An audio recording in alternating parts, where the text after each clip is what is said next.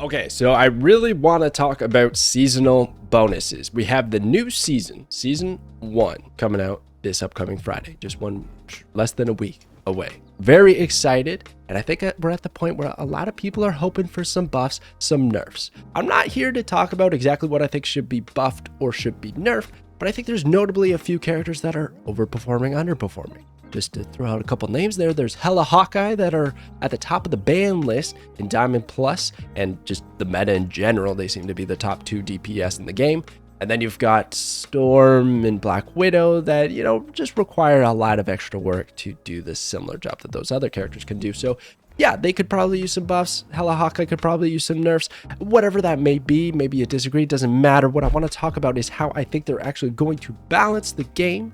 And they have a perfect tool that's built in, and I think they're going to take advantage of it. That is the seasonal bonuses. Now, how do the seasonal bonuses work? It's very important to understand, because I've seen a lot of confusion, man. I've seen a lot of people think that you actually have to have the full team up activated in a match to get that seasonal bonus. In fact, that's how I thought it worked in the first week of playing the game, and I was shocked to learn it is not. So here's all the team up abilities. There's 15. There's also precisely 15 seasonal bonuses. It's not a coincidence, because the anchors of every single team up ability are bestowed a bonus. Now it varies. It's not consistent. Just because you're a DPS doesn't mean you're going to get a flat plus 10% damage bonus for the season. No, because Spidey here is getting 10%. Hella's over here getting plus 20. I don't know how that worked out, but it's definitely for balance purposes, and I'm hoping we see some changes to these numbers. That's where I'm going with this. So if you are the anchor, that means you do not get the bonus ability that is in the description here. We're going to use Thor as an example because he's actually in both in Season 0. Thor is the anchor. He gets plus 1 max health as his season bonus. Storm and Captain America get the bonus electrifying ability that they do to deal extra damage. It's a whole extra button that they get. Now, Storm and Captain America, they need Thor to be in the match so that they get that extra button. But Thor does not need Storm or Captain America to be in his match to get the seasonal bonus. That plus 100 max health, it's a passive no matter what your team composition is. So here's a fun little fact as we go into looking at Thor. As you can see, Thor has 600 health as I'm running around in the practice range. The enemy is here. Well, he's got the 700 now from that little ability spin, but he's a 600 health hero, but that's only because he's getting plus 100 from the seasonal bonus. His base health is 500, and you can see that. I'm going to put an image on the screen right now, a screen grab from the official website listing his base health is 500. That's a little spooky for some Thor mains out there, knowing that maybe there's a season where we're going to have 100 less health. And actually, if you look at the list that I got here, this is all the seasonal bonuses. Think about any of these Vanguards, Groot being one of the most tanky heroes in the game, losing 150 health. Ouch. Why does Thor only have plus 100 when all the other characters have plus 150? I'm assuming it's because he deals a lot of damage, but still, it would have been nice, the extra little 50 cherry on top. And then you got other strategists. Look at the strategists, man. Everybody's out here getting plus 15, but my boy Rocket's getting plus 5. Is that because he outputs healing at a faster rate, so that 5% tends to stack a lot quicker and accumulates over more healing over time? You know what? Whatever balance decisions they've made, fine. But then we look at Hella and Hawkeye in the DPS. Oh my goodness. These duelists, man. So we already knew that Hella was busted in the alpha, the beta. She was the top character, and then of course at launch she's the top character again. She's getting plus 20% damage. Okay, so when you are playing as Hella and you're doing a shot like that to the dome of this little Galactabot, that's got plus 20% on top of it. Okay, so 168 damage is what I just dealt with that ability. But if we look at her base damage on those shots, her base primary fire does 70 damage. I just had to look it up just now, okay? The math checks out with that test we just did. 70 base. Then we get the 20% on top of that. 20% of 70 is 14.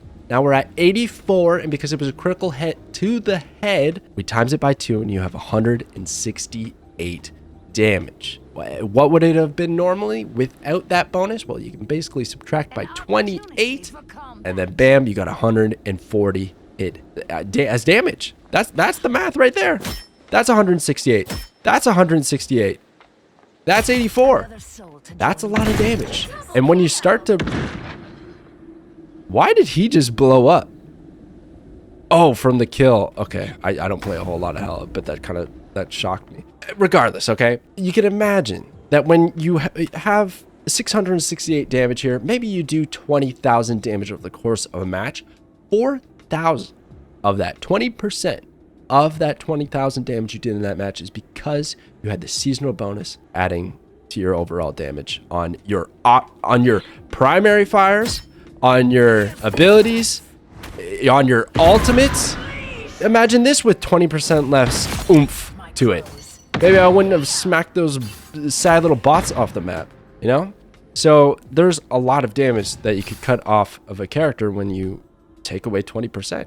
Now here's the thing, let's go back to the team ups. Okay, so I don't think they're actually going to take 20% clean off of Hela. I think for season 1, a lot of these team up abilities are going to stick. It's been too soon. You don't just run a month of these team up abilities and then take them away from people. But what I think they will do is season over season is they're going to take away some of the team up abilities, add some new ones, mix and match, and then also play with these numbers. What if instead of plus 20% for Hela, we went with plus 5% to really take her out of the meta? Same with old Hawkeye over here. Bring him down to plus 5%. And then instead we take Scarlet Witch, who's an anchor, and give her plus 20%. You know, trying to bring her to the top. I don't know. Hey, I'm not saying that's a good idea or not, but it's something that would be interesting to see. Does that really shift the meta around? Does all of a sudden now we're bringing back Magneto with his chaotic energy sword and Scarlet Witch as a top damage dealer? I'd love to see it. Let's mess around. Let's see what happens. Maybe Rocket, bring him up to plus 10% healing bonus and then take away from someone like Luna that tends to be a higher meta pick. Or Mantis. You know, I don't even think Mantis is here. Mantis is even here. She doesn't even get a seasonal bonus. Could you imagine her with a seasonal bonus? It's so interesting that they can use this to balance the game. So I just wanted to quickly explain how seasonal bonuses work, show you some examples of the raw power that these characters are getting from being an anchor and how they're going to switch them up. And I wanted to know what you guys think they should do to change it. Because obviously a few characters need nerfs, a few characters need buffs. I mean, you look at a character like Black Widow that tends to be a little bit out of the meta. You look at something like Storm, who's a little outside of the meta, and they are not anchors. They don't get those passive seasonal bonuses that could maybe take them to the next level. Man, Storm, honestly, with a plus 10% damage on all her abilities, that'd be spooky. I think that'd actually be pretty darn strong. You look at a sniper like Black Widow getting plus 20% like Hawkeye is. You're starting to one-shot enemies, right? So it gets scary. All of a sudden, she's at the top of the meta. Seasonal bonuses, very powerful and probably meta-defining moving forward for this game. Doesn't seem like they're going to be going, and they're going to shuffle. They're going to shuffle. The devs are already confirmed. Some come in, some go out. There's going to be new characters jumping in, being attached to certain existing ones, or maybe creating their own. Very excited to see how it goes. Anyways, that's all I wanted to talk about. Stay tuned, stay hyped, because there is so much content coming this week. We have the new season coming in just a week away. And man, this is season 1 of Marvel Rivals. They are going to go so hard. I am so excited. I'll catch you guys next time.